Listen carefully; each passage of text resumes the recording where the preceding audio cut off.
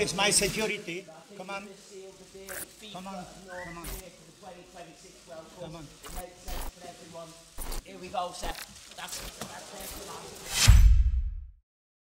Ça fait maintenant depuis des années que certains parlent de l'ère du foot business. Difficile de trouver une définition claire et précise de ce que représente ce terme, mais on peut le résumer par le fait que pour les propriétaires des clubs, la considération qu'ils portent à l'aspect économique est devenue supérieure à celle de l'aspect sportif. Les clubs ne sont plus seulement des clubs, mais ils sont également des entreprises.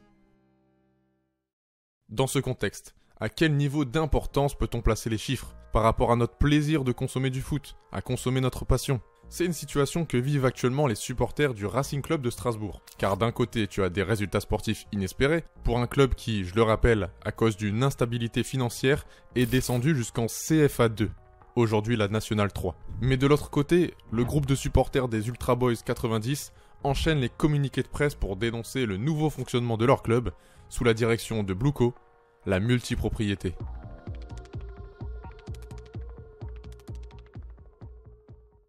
Strasbourg fausse le championnat, en tout cas Strasbourg peut faire des trucs que les autres clubs européens ne peuvent pas se permettre. C'est pour ça que je vois là-dedans une distorsion de concurrence. Cette phrase, elle est de Jean-Louis Tour lors d'une chronique sur l'Afterfoot. Il y explique notamment que la gestion de Blueco, vis-à-vis de ces deux clubs que sont Chelsea et Strasbourg, déséquilibre le championnat de France et octroie un avantage concurrentiel au Racing que l'on pourrait qualifier de déloyal.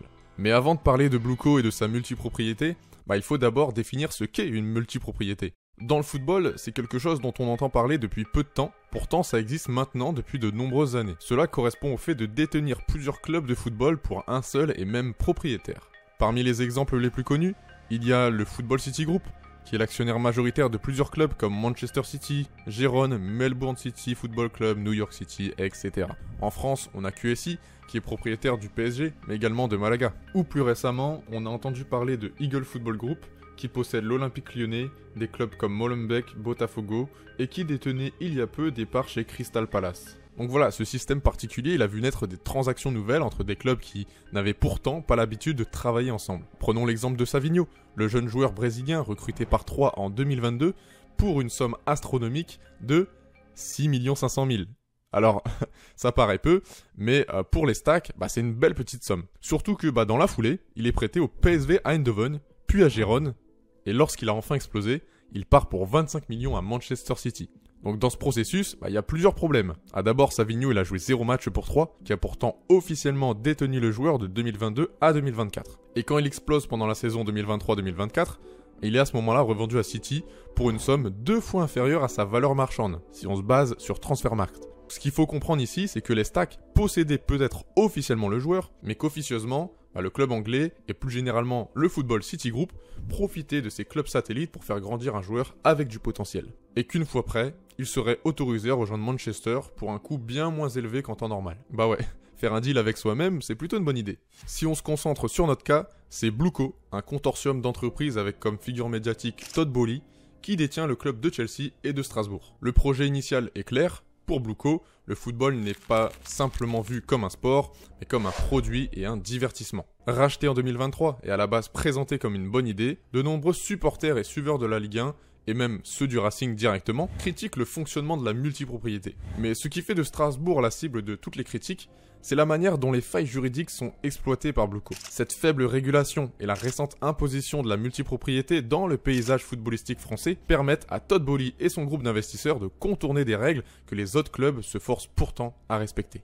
Avant de continuer, il est important de comprendre la différence entre immoralité et illégalité. L'illégalité, c'est faire quelque chose qui est interdit par la loi, alors que l'immoralité, c'est faire quelque chose qui est représenté par la société comme contraire à ses mœurs, à ses valeurs. Donc, réaliser un acte immoral ne veut pas dire être dans l'illégalité. Et ça, c'est important à savoir pour comprendre que ce que fait Blueco n'est pas réprimandable dans l'état actuel des choses, bien que ce soit largement critiquable. Est-ce que vous connaissez la DNCG ? La Direction Nationale du Contrôle de Gestion. C'est elle qui est chargée de surveiller les finances de nos chers clubs français. Elle établit des contraintes strictes selon la situation économique de chaque club. Ça peut aller du simple encadrement de la masse salariale, si t'as quelques difficultés, à la terrible relégation administrative si t'es à 2 doigts de mourir. Alors rien de mieux qu'une multipropriété pour éviter ça. Un des cas qui a fait grincer le plus de dents, c'est celui de Mamadou Sarr. C'est un joueur contre qui j'ai eu la chance de jouer étant plus jeune, donc j'étais très content de le voir signer à Chelsea en 2025. en provenance de Strasbourg. Et puis attends, il a été reprêté au Racing dans la foulée. Ouais, vous comprenez un petit peu plus les problèmes de ce fonctionnement et pourquoi certains comme Jean-Louis Tour parlent de déséquilibre dans le championnat de France. Puisque dans cette situation, Strasbourg a la chance de garder Mamadou Sarr dans son effectif et fait tout de même rentrer 14 millions dans ses comptes, ce qui n'est pas négligeable avant le passage devant la DNCG. Mais le cas de Sarr n'est pas le seul mouvement recensé entre Chelsea et Strasbourg, car depuis la prise en main du club français par Bluco, on note pas moins de 12 transferts ou prêts de joueurs entre le club anglais et le Racing. Cette intensification des mouvements entre les deux clubs conduit à brouiller leurs frontières respectives, et dans le cas où les deux équipes s'affronteraient lors d'un match, la question des conflits d'intérêts se révélera peut-être au grand jour. Mais alors, quelles sont les conséquences directes du système Bluco sur le football français? On a habitué un petit peu les gens à une certaine stabilité.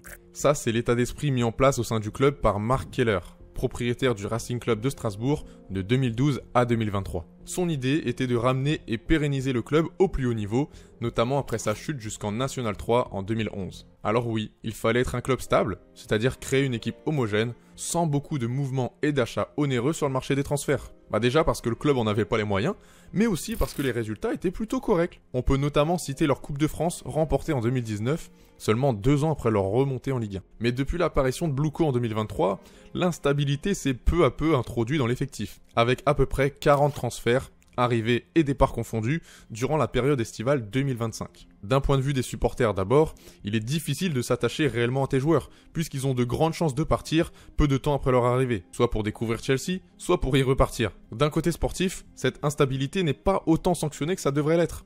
Là où d'autres sont plus désavantagés à vendre continuellement et à trouver des remplaçants, ici les joueurs strasbourgeois qui s'en vont sont continuellement renouvelés par des joueurs tout aussi forts, souvent des jeunes joueurs de Chelsea. Aujourd'hui, le déséquilibre entre le RC Strasbourg et les autres clubs du championnat est donc réel.